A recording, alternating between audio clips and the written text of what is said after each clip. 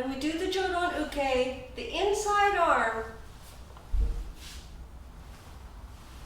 is straight. However, even though it's straight, you have an angle on the forearm, meaning it's not here and it's not there. It's, if I faced you, the fist is not this way and the forearm is not all the way out. It's at an angle. How you get the angle is how you turn the bone from your elbow to your hands. And that, the straight one, not confusing it, draws through and into the chamber. The outside arm, if this inside arm was not there, this would be a V shape, and when it finishes, it's going to be mimicking it as a mirror above your eyes here. The angle is, these two sides are what I say angle. So here's the spot, it comes up, fist is leading the way, and it turns over just above your eyes. It covers to the other side of your forehead. As it comes up, it's one fist away from your torso. The elbow needs to be down. Most blocks I see out there, the fist and the elbow go at the same time. But this, the fist, here's the fist comes up first. You lock the back muscles. There is only a small rotation of the elbow. The elbow does not flap out. The elbow does not flap out. The elbow stays in its place. When your arm is going up, it is perfectly,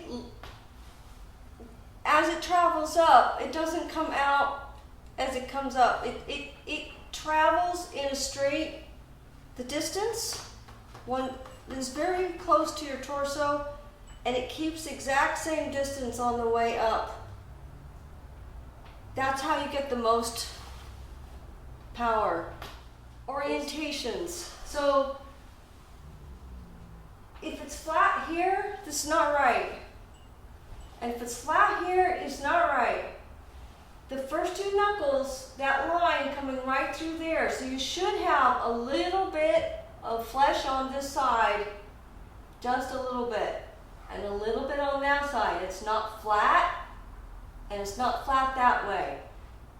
This part is flat, it's not bent back, and it's not bent forward. So the wrist position is important. When you do a test on the Jodan Uke, if my elbow is up too high, this loses its strength, and if my elbow is not locked to the armpit and the back here, can you touch where it's locked? Those are all the muscles that are supporting the Jodan Uke. If I have this open and it's not locked, it's easy to lift and break the uke or take advantage of it, or over the years it damages your shoulders. When you're doing this as a kihon moving forward, the arms are different jobs and you're blending the two jobs. Here's the one that's bent. When I move forward, it needs to go straight. Here, go straight. Then this one's the bent. Now it's bent, but needs to go straight. Yeah, there's just a moment of friction to get it going, and then you let it go.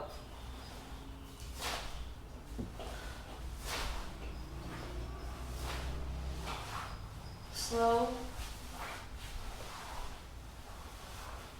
and fast.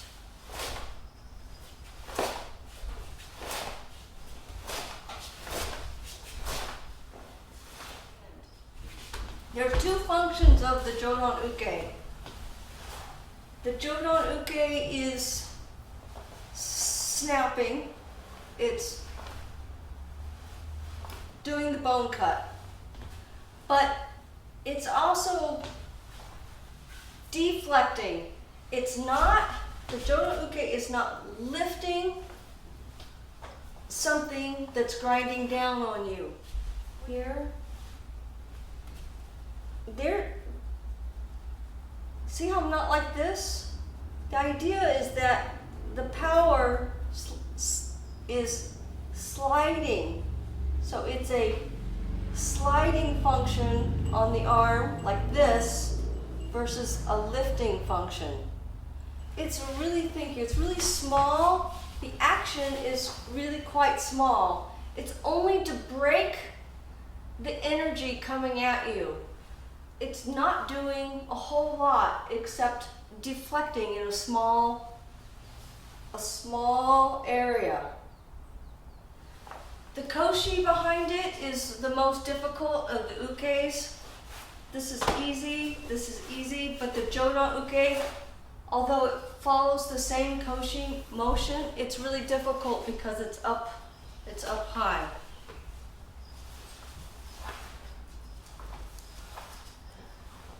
Katani, you're here. When you're going to this move, tendency is to just let that float and come out to here. You have to learn from here. This is your inside hand. If I'm standing here, Fukikata ni, and I'm going to do this move. There's my kihon. Right here. So the previous position needs to get to this spot as quickly and efficiently and cleanly as possible. And you're staying inside your two walls. From here, see how the arm stays? It doesn't swing. Slow is here, and fast is here. The Jodan Uke, the stance and the uke finish same time.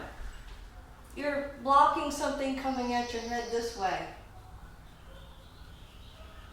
Here's my chamber and there's my koshi.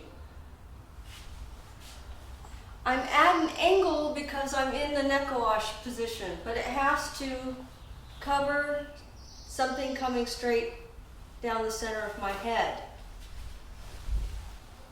Here, elbows down. There's two points I want to make. One is from the chamber, don't drop. You get to the chamber, from here, you get to the chamber as quickly as possible. Then from here, there's the block. Don't try to start the block down there, just up here and out. The other point I want to make is that your structure that holds the uke in place stays in place when you do this move. What I see sometimes is the structure moves forward, but you don't want that. It stays, look at this whole structure here, stays in place. When you're at the end and you're here, tendency is people think with the block first, but you have to go successively, feet, knees, gamku or koshi, and upper to here. So it goes rippling through the body up versus thinking with just the arm. And in that way, your skeleton and your frame and your bones are behind the block. You have a neck wash. When we do a neck wash, double block, it has to follow your neck wash so you don't turn square on top of the stance. The main thing that I want to say about this is that your setup is here. When we teach it basic block, it's over, the V shape is over your torso. When you have a double, you can't go all the way over, so you go halfway. But in order to get the angle to snap, you really have to torque the whole forearm, curl it inwards as far as you can.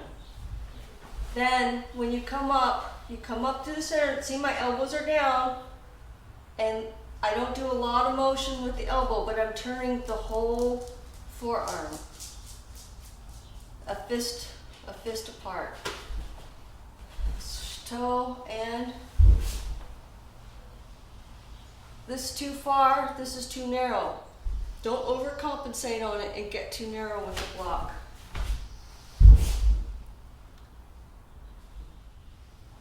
Because I'm changing direction and I'm coming from the chamber, you get to use not just the front, but you get to use the side, the waist, the elasticity around your rib cage before it goes up. So on the Goju Shiho, I'm coming forward. Here is the side motion and then the up motion. And it's the side motion that gives the power to the up. So here, and here. If you don't use the side, you're only going to have the power of the front part. You use the side, and you have this built in from the Nahanchis, from motions like this, you have this band already built into your ribcage area. Here, use it. And I don't mean we don't get that by the shoulders going back further. It's actually by extension. That's why we always work on pulling this hikite back further and further. That's the first part where you're starting to build this foundation of the rubber band going around here. So I'm doing it in here. I'm pulling this back, not just pulling this back. So I'm the elasticity here and release. Then I'm going to go into the Chinto one because the kosadach in your legs are crossed and your hips do a big change with the stance. You get the most circular motion of all of them going into this double uke. And we're standing here in Shinto.